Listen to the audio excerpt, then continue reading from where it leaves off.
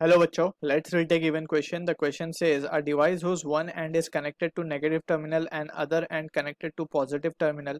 If both ends are interchanged with supply, then current is not flowing, then the device will be first option PN junction, second option transistor, third option Zener diode, fourth option triode.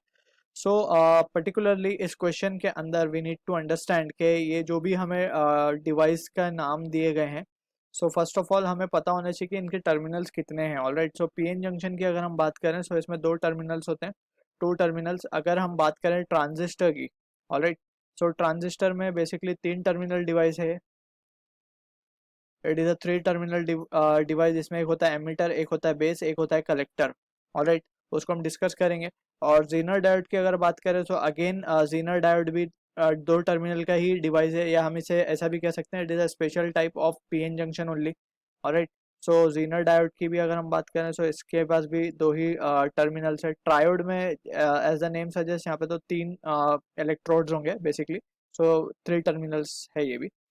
अब बात कर लेते हैं कि PN junction और transistor. Transistor को पहले हम देख लेते हैं.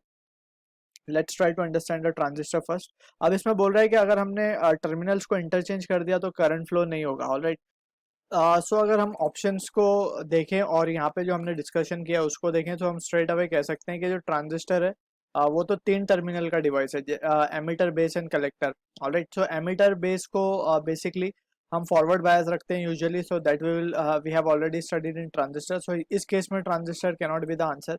जीनर डायोड खुद एक पीएन जंक्शन डायोड है, तो वी विल डिस्कस दैट. और ट्रायोड में अगेन तीन टर्मिनल है, so this can not also be the answer. So अब ये ए या सी में से आंसर है कोई. सो हम बात करते हैं पीएन जंक्शन की. सो पीएन जंक्शन में अगर हम बात करें तो ये फॉरवर्ड बायस कब होता है? जब हम पी टाइप को positive terminal of the battery पे कनेक्ट कर देते हैं और एन टाइप को नेगेटिव टर्मिनल पे. ऑलराइट, लेट्स से ये मान लेते हैं पी है और ये एन है. So in this case current flows, या हम लिख सकते हैं करंट फ्लोज. लेकिन जब हम इसके टर्मिनल बदल देंगे, जब इसके टर्मिनल बदलने का क्या मतलब है, अगर पी को हम अब एन से लोअर पोटेंशियल पे कनेक्ट कर दें और एन को हम हायर पोटेंशियल पे कनेक्ट कर दें, सो इस केस में क्या होगा? No current flows, no current flow. So इस डिस्कशन के बेसिस पे हम कह सकते हैं ये जो केस था हमारा क्या था? रिवर्स बायस का केस था, and this was the case, reverse का केस था, और this was the forward biasing का केस.